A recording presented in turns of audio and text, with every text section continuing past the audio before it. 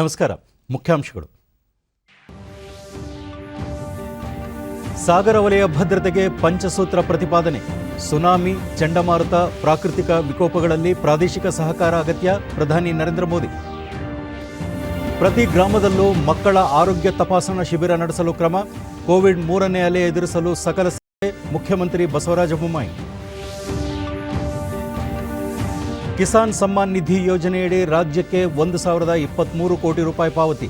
Virtual ಸಭೆಯ ಮೂಲಕ ನೇರ ನಗದು ಪಾವತಿಗೆ ಪ್ರಧಾನಿಯಿಂದ ಚಾಲನೆ. ಹಾಗೂ ಎಸ್ಎಸ್ಎಲ್ಸಿ ಪರೀಕ್ಷೆ ಬರೆದ 8,70,442 ವಿದ್ಯಾರ್ಥಿಗಳು ತೇರ್ಗಡೆ. ಸೆಪ್ಟೆಂಬರ್ನಲ್ಲಿ ಪೂರಕ ಪರೀಕ್ಷೆ. ಸಚಿವ ಬಿಸಿ ನಾಗೇಶ್. ವಾರ್ತೆಗಳ ವಿವರ. ಸಾಗರ ವಲಯದ ಭದ್ರತೆ ಮತ್ತು ಅದಕ್ಕಾಗಿ ಅಂತಾರಾಷ್ಟ್ರೀಯ ಸಂಸ್ಥೆಗಳ ನಡುವಿನ ಸಹಕಾರ ಕುರಿತು ವಿಶ್ವಸಂಸ್ಥೆಯ ಉನ್ನತ ಮಟ್ಟದ ಸಮಾವೇಶದಲ್ಲಿಂದು ಪ್ರಧಾನಿ ನರೇಂದ್ರ ಮೋದಿ ಅಧ್ಯಕ್ಷತೆ ವಹಿಸಿದ್ದರು. ವಿಶ್ವಸಂಸ್ಥೆ ಭದ್ರತಾ ಮಂಡಳಿಯ ವತಿಯಿಂದ ವಿಡಿಯೋ ಕಾನ್ಫರೆನ್ಸ್ ಮೂಲಕ ನಡೆಯುತ್ತಿರುವ ಮುಕ್ತ ಚರ್ಚೆಯ ಸಭೆಯಲ್ಲಿ ಭಾಷಣ ಮಾಡಿದ ಪ್ರಧಾನಿ ಜಾಗತಿಕ ಸಾಗರ ವಲಯದ ಭದ್ರತೆಗಾಗಿ 5 ಅಂಶಗಳ ಸಲಹೆ ನೀಡಿದರು. ಮುಕ್ತ ಸಾಗರ ವ್ಯಾಪಾರ, ಸಾಗರ ವಿವಾದಗಳನ್ನು ಶಾಂತಿಯುತವಾಗಿ ಮತ್ತು ಅಂತಾರಾಷ್ಟ್ರೀಯ ಕಾನೂನು ಅನುಸಾರ ಬಗೆಹರಿಸಿಕೊಳ್ಳುವುದು, ಚಂಡಮಾರುತ, ಸುನಾಮಿ ಮತ್ತಿತರ ಪ್ರಾಕೃತಿಕ ವಿಕೋಪಗಳಲ್ಲಿ ಪ್ರಾದೇಶಿಕ ಸಹಕಾರ, ಸಾಗರ ವಾತಾವರಣ ಮತ್ತು ಸಂಪನ್ಮೂಲಗಳ ರಕ್ಷಣೆ ಹಾಗೂ ಜವಾಬ್ದಾರಿಯುತ ಸಾಗರ ಮೂಲಸೌಕರ್ಯ ಅಭಿವೃದ್ಧಿ. ಈ ಪಂಚ ಸಿದ್ಧಾಂತಗಳಿಂದ ಸಾಗರ ಅಭಿವೃದ್ಧಿ ಸಾಧ್ಯವಾಗಲಿದೆ ಎಂದು ಪ್ರಧಾನಿ ನರೇಂದ್ರ ಮೋದಿ ಪ್ರತಿಪಾದಿಸಿದರು.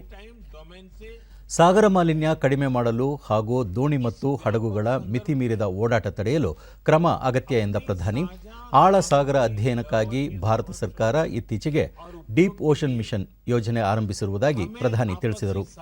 ಸಾಗರ ಮೂಲಸೌಕರ್ಯಗಳನ್ನು ಸುಸ್ಥಿರವಾಗಿ ಜಾಗತಿಕ ಮಾನದಂಡಗಳ ಅನುಸಾರ ಅಭಿವೃದ್ಧಿಪಡಿಸಬೇಕು ಎಂದು ಅವರು ಸಲಹೆ ನೀಡಿದರು.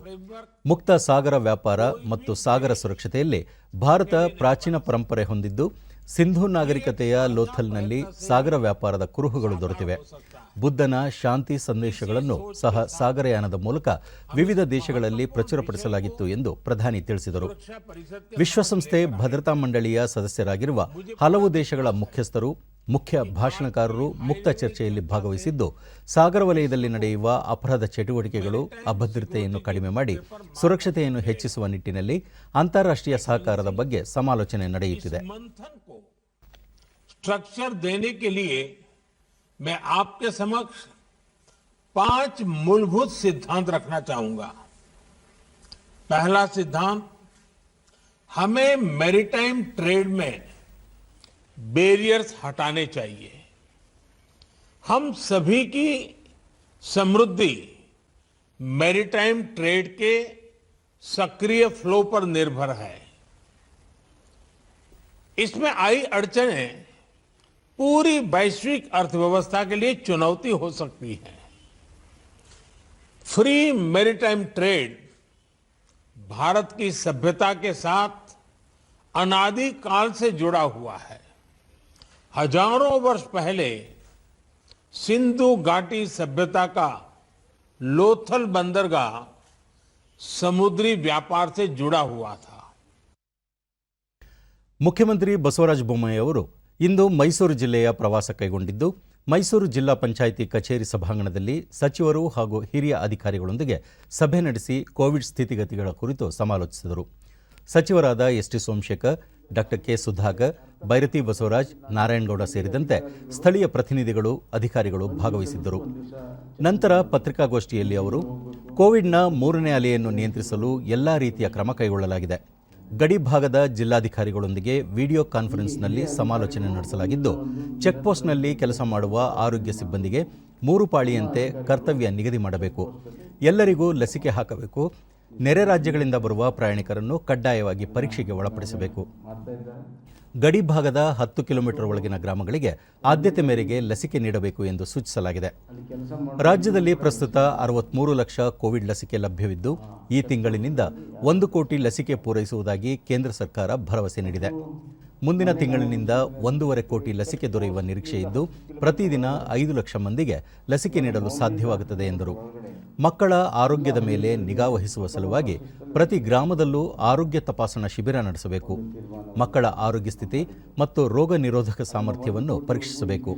ಗಂಭೀರ ಸ್ವರೂಪದ ಕಾಯಿಲೆಗಳು ಕಂಡುಬಂದರೆ ಅಂತಹ ಮಕ್ಕಳನ್ನು ಹೆಚ್ಚಿನ ಚಿಕಿತ್ಸೆಗೆ ಜಿಲ್ಲಾಸ್ಪತ್ರೆಗೆ ದಾಖಲಿಸುವಂತೆ ಸೂಚಿಸಲಾಗಿದೆ. ನಮ್ಮ ದೇಶದಲ್ಲಿ 40% ಮಕ್ಕಳಿಗೆ ರೋಗ ನಿರೋಧಕ ಶಕ್ತಿ ಕೊರತೆ ಇದ್ದು ಕೋವಿಡ್ನ ಸೋಂಕನ್ನು ತಡೆಯುವ ಶಕ್ತಿ ಮಕ್ಕಳಲ್ಲಿ ವೃದ್ಧಿಯಾಗಬೇಕು. ಮೈಸೂರು ಜಿಲ್ಲೆಯಲ್ಲಿ ಕೋವಿಡ್ ಸೋಂಕು ನಿಯಂತ್ರಣದಲ್ಲಿದೆ. ಬೆಂಗಳೂರು ಹೊರತುಪಡಿಸಿದರೆ ಅತಿ ಹೆಚ್ಚು ಪ್ರಯಾಣಿಕರು ಇಲ್ಲಿಗೆ ಆಗಮಿಸುವುದರಿಂದ ಆದ್ಯತೆ ಮೇಲೆ ಸುರಕ್ಷತಾ ಕ್ರಮ ಕೈಗೊಳ್ಳಲಾಗುತ್ತಿದೆ. ವೀಕೆಂಡ್ ಲಾಕ್ಡೌನ್ ಕುರಿತು ಸಾರ್ವಜನಿಕರ ಜೊತೆ ಚರ್ಚಿಸಲಾಗುವುದು ಎಂದರು. ಚಿಲ್ಡ್ರನ್ ಹೆಲ್ತ್ ಕ್ಯಾಂಪ್ ಮಾಡಬೇಕು. ಕೋವಿಡ್ ಅಥವಾ ಇನ್ನೊಂದು ಯಾವುದೇ ರೋಗ ಬಂದಾಗ ಅದನ್ನ ತಡೆಯುವಂಥ ಇಮ್ಯುನಿಟಿ ಶಕ್ತಿ ನಮ್ಮ ಮಕ್ಕಳಲ್ಲಿರಬೇಕು. ಇವತ್ತು ಭಾರತ ದೇಶದಲ್ಲಿ ಇಮ್ಯುನಿಟಿ ಕೊರತೆ ಭಾಳ ಇದೆ. 40% ಮಕ್ಕಳಿಗೆ ಇಮ್ಯುನಿಟಿ ಕೊರತೆ ಇದೆ. ಆದ್ದರಿಂದ ಅಂಡರ್ ಗ್ರೋತ್ ಇದೆ. ಆದ್ದರಿಂದ ಇದನ್ನು ತಡೆಗಟ್ಟುವ ಸಲುವಾಗಿ ಈ ರೀತಿ ವಾರ್ ಫುಟಿಂಗಲ್ಲಿ ಕ್ಯಾಂಪ್ ಮಾಡಬೇಕು. ಮತ್ತು ಇನ್ನು ಕೆಲವರಿಗೆ ಭಾಳ ದೊಡ್ಡ ಕಾಯಿಲೆಗಳಿದ್ದರೆ ಅವುಗಳನ್ನು ಜಿಲ್ಲಾ ಆಸ್ಪತ್ರೆಗೆ, ಟರ್ಸರಿ ಸೆಂಟರ್ಸ್ಗೆ ರೆಫರ್ ಮಾಡಬೇಕು ಅನ್ನುವಂಥದ್ದು ಕೂಡ ತೀರ್ಮಾನವನ್ನು ಇವತ್ತು ನಾವು ಮಾಡಿದ್ದೇವೆ. ಮುಖ್ಯಮಂತ್ರಿ ಆದ ಬಳಿಕ ಮೊದಲ ಬಾರಿಗೆ ಮೈಸೂರಿಗೆ ಇಂದು ಭೇಟಿ ನೀಡಿದ ಬಸವರಾಜ ಬೊಮ್ಮಾಯಿ ಅವರಿಗೆ ಪಕ್ಷದ ಕಚೇರಿಯಲ್ಲಿ ಕಾರ್ಯಕರ್ತರಿಂದ ಅಭಿನಂದನಾ ಕಾರ್ಯಕ್ರಮ ನಡೆಯಿತು. ಭಾರತ ಮಾತೆ ಭಾವಚಿತ್ರಕ್ಕೆ ಪುಷ್ಪಾರ್ಚನೆ ಮಾಡುವ ಮೂಲಕ ಕಾರ್ಯಕ್ರಮಕ್ಕೆ ಚಾಲನೆ ನೀಡಿದರು. ಸಚಿವರಾದ S T Somashekar, doctor K Sudhakar, Gopalaiah ಮತ್ತಿತರರು ಉಪಸ್ಥಿತರಿದ್ದರು.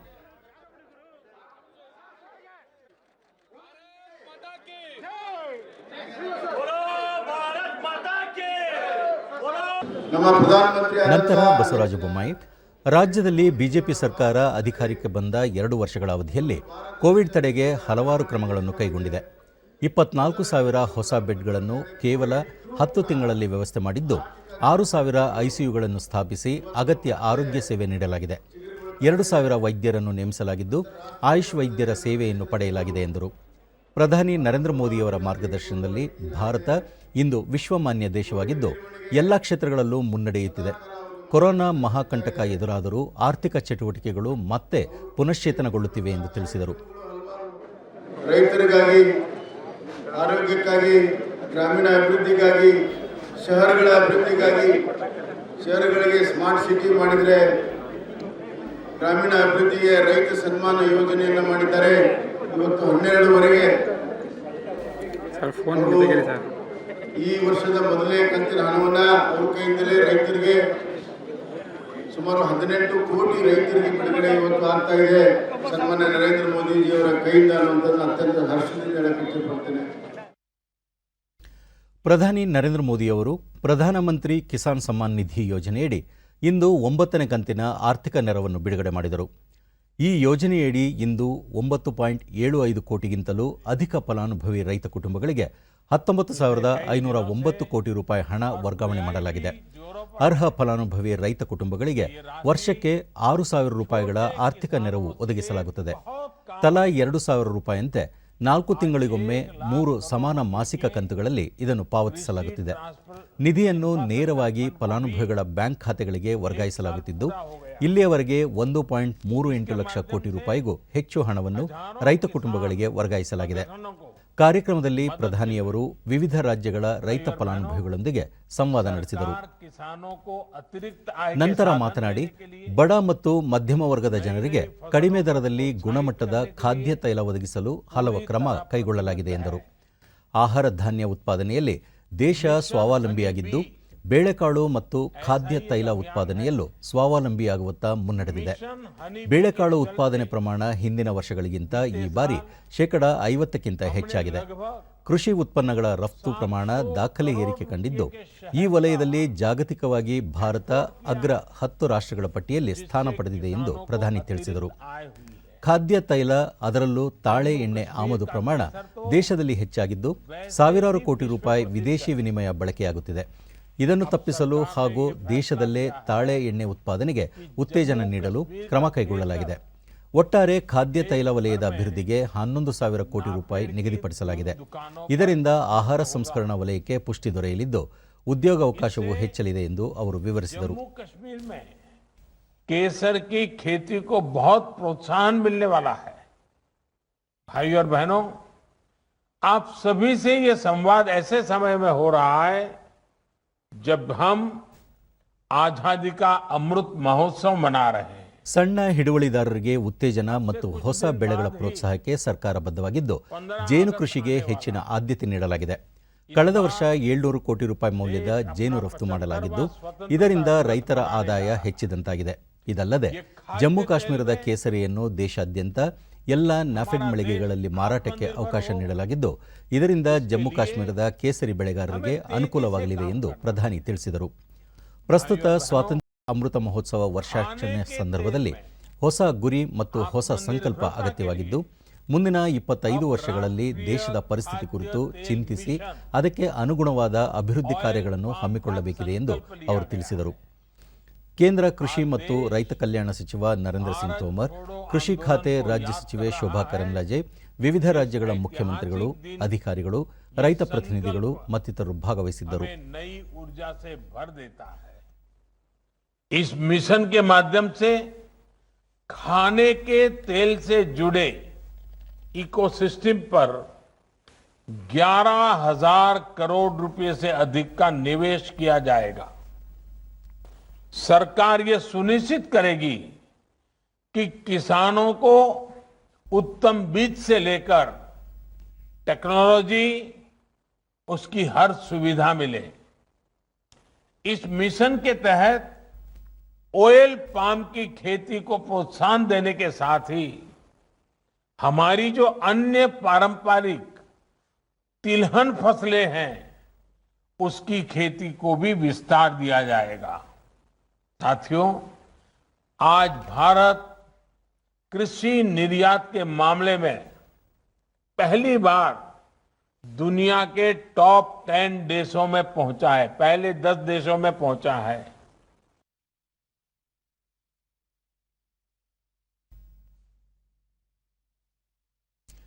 ಪ್ರಧಾನಮಂತ್ರಿ ಕಿಸಾನ್ ಸಮ್ಮಾನ್ ನಿಧಿ ಯೋಜನೆಯ ಪ್ರಸಕ್ತ ವರ್ಷದ 2ನೇ ಕಂತಿನಲ್ಲಿ ರಾಜ್ಯದ 51.19 ಲಕ್ಷ ರೈತರಿಗೆ 1,023 ಕೋಟಿ ರೂಪಾಯಿ ಪಾವತಿಯಾಗಿದೆ ಎಂದು ಮುಖ್ಯಮಂತ್ರಿ ಬಸವರಾಜ ಬೊಮ್ಮಾಯಿ ತಿಳಿಸಿದ್ದಾರೆ.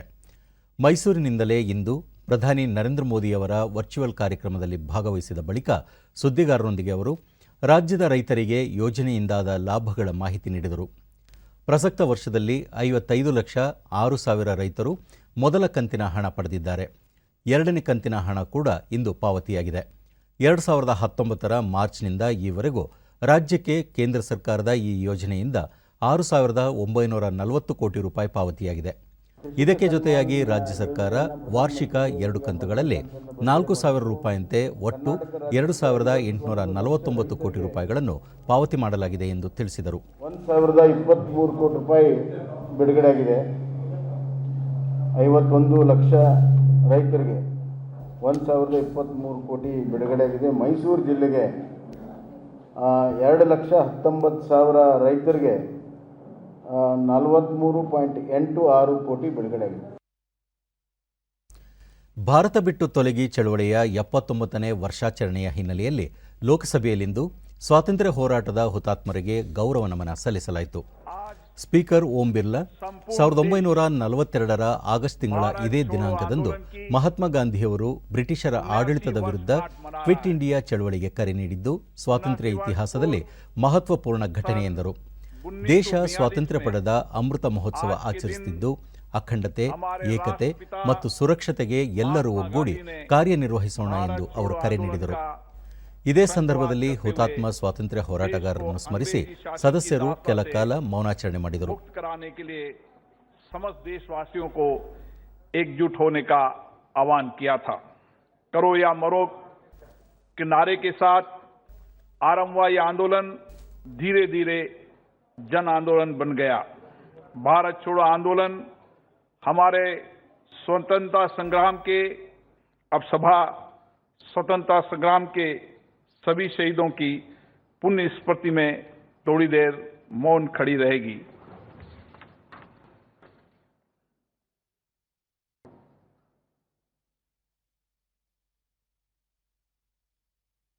एथलेटिक्स में ನಂತರ ಸ್ಪೀಕರ್ ಓಂ ಬಿರ್ಲಾ ನಿನ್ನೆ ಮುಕ್ತಾಯಗೊಂಡ ಟೋಕಿಯೋ ಒಲಿಂಪಿಕ್ಸ್ನಲ್ಲಿ ಚಿನ್ನದ ಪದಕ ಗೆದ್ದ ನೀರಜ್ ಚೋಪ್ರಾ ಮತ್ತು ಕಂಚಿನ ಪದಕ ಗೆದ್ದ ಭಜಂಗ್ ಪುನಿಯಾ ಸೇರಿದಂತೆ ಪದಕ ವಿಜೇತರಿಗೆ ಅಭಿನಂದನೆ ಸಲ್ಲಿಸಿದರು. ಒಲಿಂಪಿಕ್ಸ್ನಲ್ಲಿ ಈ ಬಾರಿ ಭಾರತೀಯ ಕ್ರೀಡಾಪಟುಗಳು ಸರ್ವಶ್ರೇಷ್ಠ ಪ್ರದರ್ಶನ ನೀಡಿದ್ದು, ಇದುವರೆಗಿನ ಒಲಿಂಪಿಕ್ಸ್ ಇತಿಹಾಸದಲ್ಲೇ ಗರಿಷ್ಠ 7 ಪದಕಗಳನ್ನು ಗೆದ್ದಿದ್ದಾರೆ. ನಮ್ಮ ಕ್ರೀಡಾಪಟುಗಳ ಈ ಸಾಧನೆಯಿಂದ ಯುವಜನರಲ್ಲಿ ಕ್ರೀಡಾ ಕ್ಷೇತ್ರದತ್ತ ಹೊಸ ಉತ್ಸಾಹ ಮೂಡಿದೆ. ಭವಿಷ್ಯದಲ್ಲಿ ಭಾರತ ಬಲಿಷ್ಠ ಕ್ರೀಡಾ ಶಕ್ತಿಯಾಗಿ ಉದಯಿಸುವ ವಿಶ್ವಾಸ ಮೂಡಿದೆ ಎಂದರು. श्री नीरज चोपड़ा तथा श्री बजरंग पूनिया को ओलंपिक खेलों में उनकी उपलब्धियों के लिए हार्दिक बधाई देता हूं. माननीय सदस्यगण, माननीय मंत्री से मैं जानना चाह रहा हूं.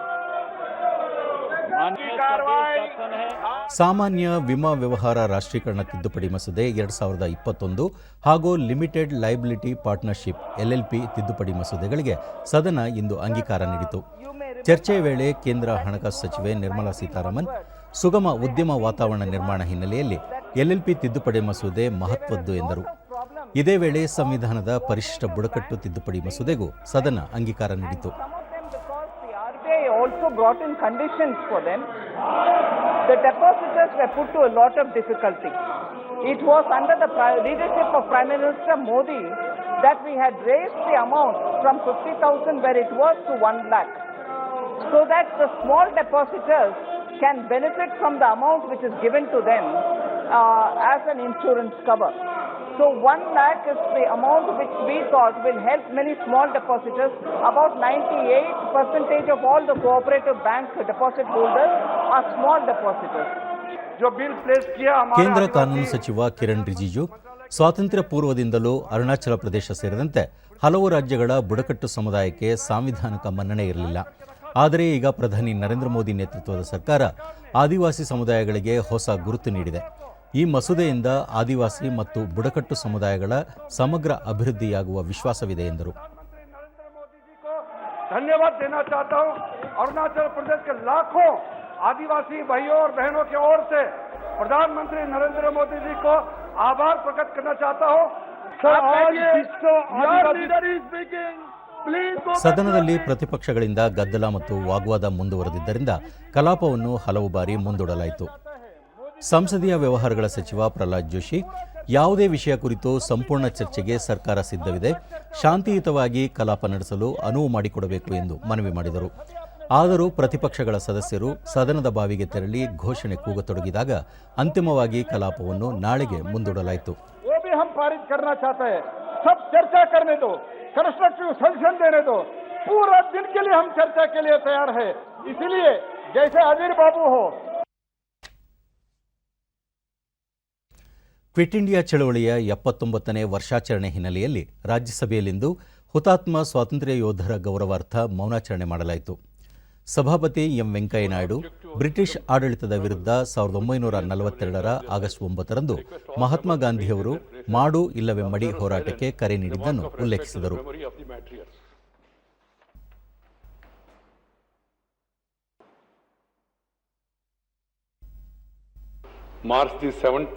ಬಳಿಕ ನಿನ್ನೆ ಮುಕ್ತಾಯಗೊಂಡ ಒಲಿಂಪಿಕ್ಸ್ ಕ್ರೀಡಾಕೂಟದಲ್ಲಿ ಪದಕ ಗೆದ್ದ ಭಾರತೀಯ ಪಟುಗಳಿಗೆ ಅಭಿನಂದನೆ ಸಲ್ಲಿಸಲಾಯಿತು. ನಂತರ ಪ್ರತಿಪಕ್ಷಗಳ ಸದಸ್ಯರ ಗದ್ದಲ ವಾಗ್ವಾದ ಆರಂಭಗೊಂಡಾಗ ಸದನವನ್ನು ಮಧ್ಯಾಹ್ನ 2 ಗಂಟೆವರೆಗೆ ಮುಂದೂಡಲಾಯಿತು. was one of the most defining moments of our long drawn freedom struggle. ಬಳಿಕ ಸದನ ಸೇರಿದಾಗ ನ್ಯಾಯಾಧಿಕರಣ ಸುಧಾರಣಾ ಮಸೂದೆಯನ್ನು ಕೇಂದ್ರ ಹಣಕಾಸು ಸಚಿವೆ ನಿರ್ಮಲಾ ಸೀತಾರಾಮನ್ ಮಂಡಿಸಿದರು. For the freedom of our motherland and the response it got from the countrymen yearning for self-rule unsettled the then colonial rulers.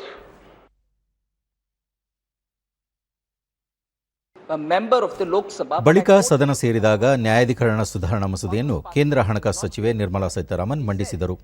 ಚರ್ಚೆಯ ವೇಳೆ ಉತ್ತರ ನೀಡಿದ ಅವರು ನ್ಯಾಯಾಲಯದ ಎಲ್ಲಾ ಸೂಚನೆಗಳನ್ನು ಮಸೂದೆಯಲ್ಲಿ ಅನುಸರಿಸಲಾಗಿದೆ ಎಂದು ತಿಳಿಸಿದರು. But however, because of the litigation which is going on, he can't do anything about it.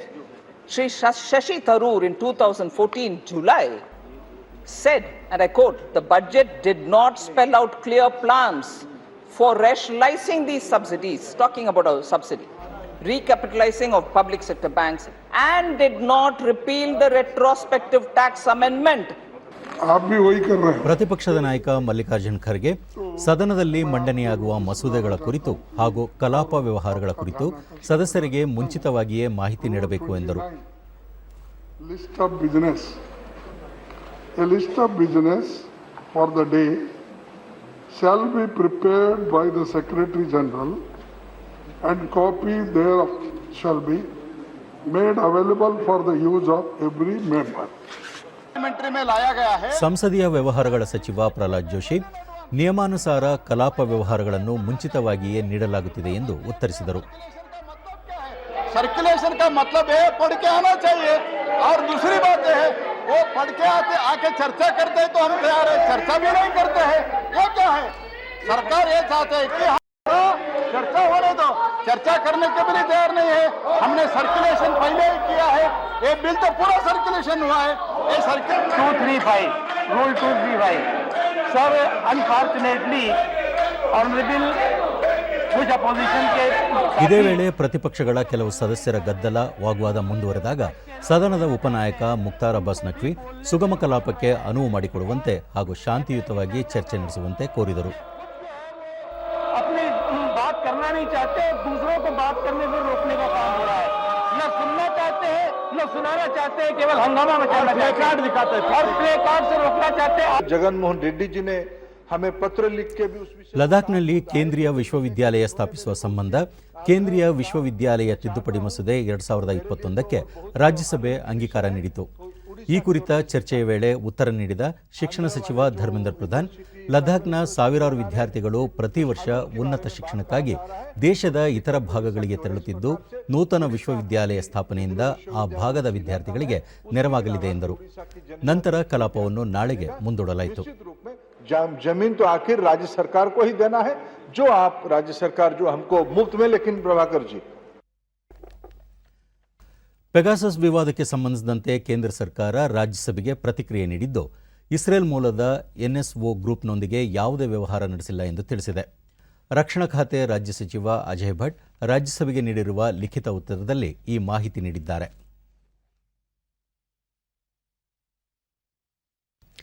2020-21ನೇ ಸಾಲಿನ ಎಸ್ಎಸ್ಎಲ್ಸಿ ಪರೀಕ್ಷೆಯ ಫಲಿತಾಂಶ ಪ್ರಕಟವಾಗಿದ್ದು, ಪರೀಕ್ಷೆಗೆ ಹಾಜರಾದ ವಿದ್ಯಾರ್ಥಿಗಳ ಪೈಕಿ 99.99% ವಿದ್ಯಾರ್ಥಿಗಳು ತೇರ್ಗಡೆ ಹೊಂದಿದ್ದಾರೆ. ಎಸ್ಎಸ್ಎಲ್ಸಿ ಪರೀಕ್ಷಾ ಮಂಡಳಿಯ ಕಚೇರಿಯಲ್ಲಿಂದು ಪ್ರಾಥಮಿಕ ಮತ್ತು ಪ್ರೌಢಶಿಕ್ಷಣ ಸಚಿವ ಬಿಸಿ ನಾಗೇಶ್ ಫಲಿತಾಂಶ ಪ್ರಕಟಿಸಿದರು. ಜುಲೈ 19 ಮತ್ತು 22ರಂದು ನಡೆದಿದ್ದ ಪರೀಕ್ಷೆಗೆ 4,70,161 ವಿದ್ಯಾರ್ಥಿಗಳು, 4,01,282 ವಿದ್ಯಾರ್ಥಿನಿಯರು ಸೇರಿ ಒಟ್ಟು 8,71,443 ವಿದ್ಯಾರ್ಥಿಗಳು ಪರೀಕ್ಷೆಗೆ ಹಾಜರಾಗಿದ್ದು, ವಿದ್ಯಾರ್ಥಿಗಳ ಪೈಕಿ ಎಲ್ಲರೂ ಉತ್ತೀರ್ಣರಾಗಿದ್ದಾರೆ. ವಿದ್ಯಾರ್ಥಿನಿಯರಲ್ಲಿ ಒಬ್ಬರು ತಮ್ಮ ಬದಲಿಗೆ ಬೇರೆಯವರಿಂದ ಪರೀಕ್ಷೆ ಬರೆಸಿದ್ದು, ಹಾಗಾಗಿ ಅವರ ವಿರುದ್ಧ ಕಾನೂನು ಕ್ರಮ ಕೈಗೊಳ್ಳಲಾಗುತ್ತಿದೆ. ಉಳಿದಂತೆ 4,01,281 ವಿದ್ಯಾರ್ಥಿನಿಯರು ತೇರ್ಗಡೆಯಾಗಿದ್ದಾರೆ ಎಂದು ತಿಳಿಸಿದರು. 16.52% ವಿದ್ಯಾರ್ಥಿಗಳು A+ ಗ್ರೇಡ್ನಲ್ಲಿ ಉತ್ತೀರ್ಣರಾಗಿದ್ದು, ಅವರ ಸಂಖ್ಯೆ 1,28,931ರಷ್ಟಿದೆ.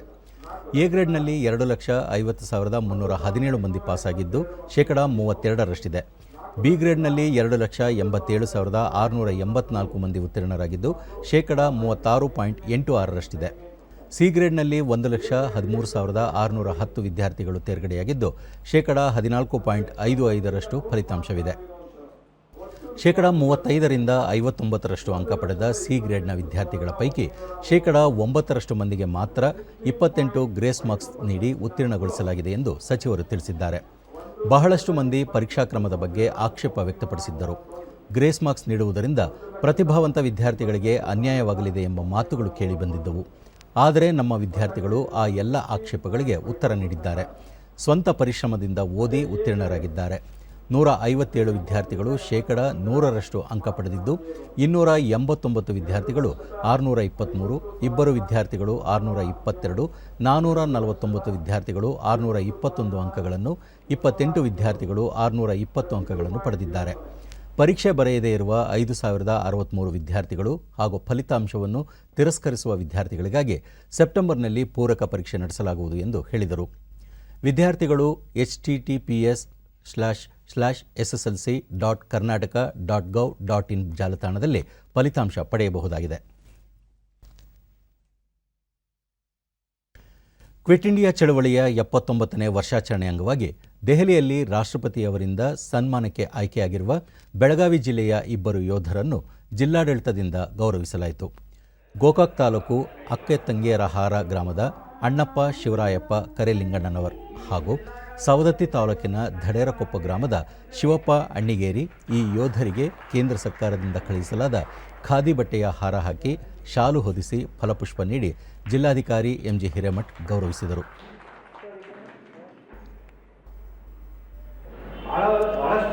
ಬಳಿಕ ಜಿಲ್ಲಾಧಿಕಾರಿ ಕೋವಿಡ್ ದೃಷ್ಟಿಯಿಂದ ದೆಹಲಿಯ ಬದಲಿಗೆ ಜಿಲ್ಲಾ ಮಟ್ಟದಲ್ಲೇ ಯೋಧರನ್ನು ಗೌರವಿಸಲಾಗುತ್ತಿದೆ.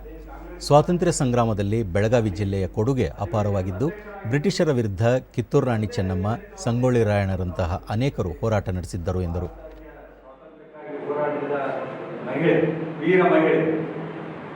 ವೀರರಾಣಿ ಚೆನ್ನಮ್ಮ, ನಮ್ಮ ಕಿತ್ತೂರಿನ ವೀರರಾಣಿ ಚೆನ್ನಮ್ಮ, ಸಂಗೊಳ್ಳಿ ರಾಯಣ್ಣ ಎಲ್ಲರೂ ನಮ್ಮ ಬೆಳಗಾವಿಗೆ ಸೇರಿದವರು. ಅದಕ್ಕೆ ಒಂದು ವಿಶಿಷ್ಟತೆಯನ್ನು ನಮ್ಮ ಬೆಳಗಾವಿಗೆ ಪಡೆದಿದೆ.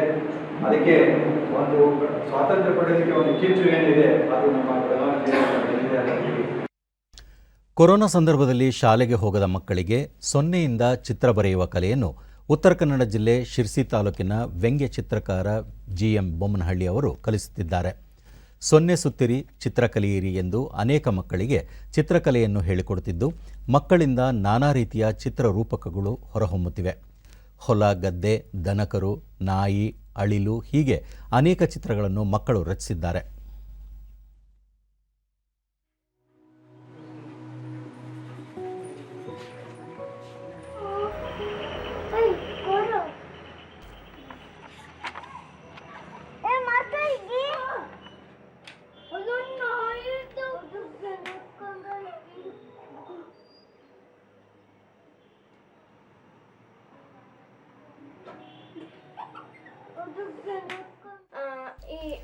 ಡಿಡಿ ನ್ಯೂಸ್ನೊಂದಿಗೆ ವಿದ್ಯಾರ್ಥಿ ಸ್ಕಂದ ಹೆಗಡೆ, ಈ ತರಬೇತಿ ಶಿಬಿರದಿಂದ ನಮಗೆ ತುಂಬಾ ಉಪಯೋಗವಾಗಿದೆ.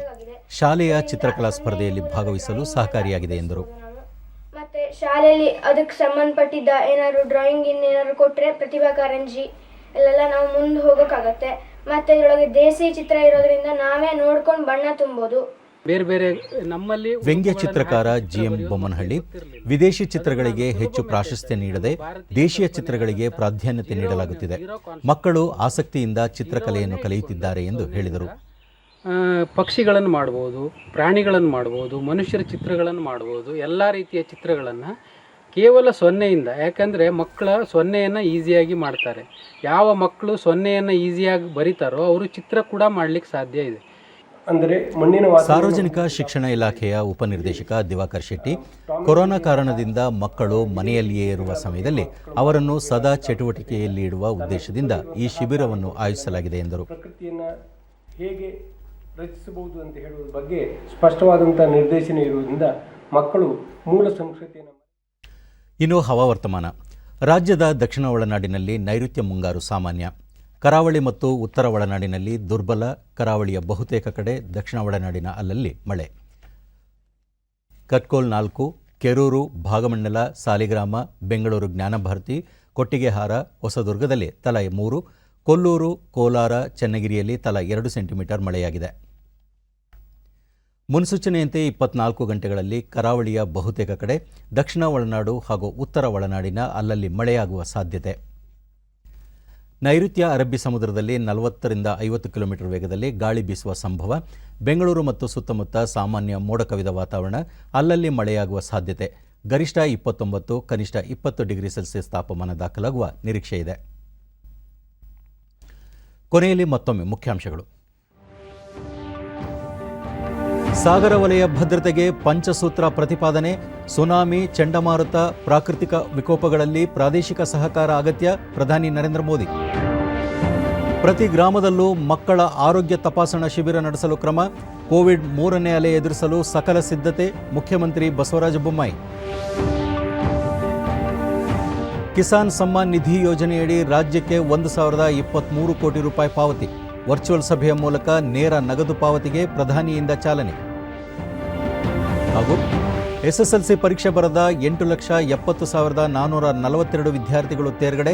ಸೆಪ್ಟೆಂಬರ್ನಲ್ಲಿ ಪೂರಕ ಪರೀಕ್ಷೆ. ಸಚಿವ ಬಿಸಿ ನಾಗೇಶ್. ನಮ್ಮ ವಾರ್ತಾ ಪ್ರಸಾರವನ್ನು ನೀವು ಡಿಡಿ ಚಂದನ ನ್ಯೂಸ್ ಯೂಟ್ಯೂಬ್ ಚಾನೆಲ್ನಲ್ಲೂ ವೀಕ್ಷಿಸಬಹುದು. ವೀಕ್ಷಕರೇ, ಈಗ ನಾನು ಸ್ಟುಡಿಯೋದಿಂದ ತೆರಳುತ್ತಿರುವ ಕಾರಣ ಮಾಸ್ಕ್ ಧರಿಸುತ್ತಿದ್ದೇನೆ.